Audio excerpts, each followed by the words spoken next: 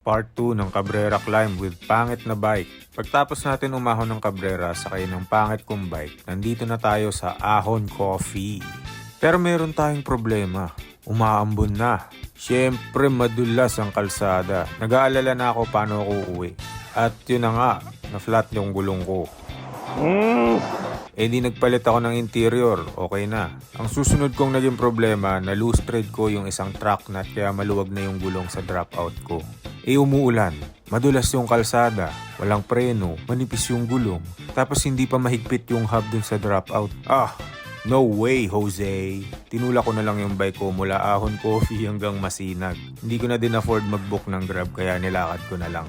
Marami yung naging discovery. Gaya ng sobrang tarik pa rin pala dito sa may bola kahit na naglalakad ka na.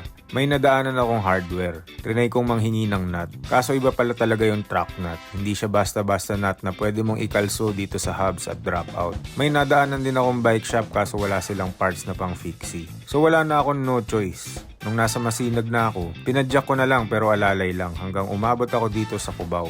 Dito na ako bumili ng bagong track nut. May nut kayo ng fixie?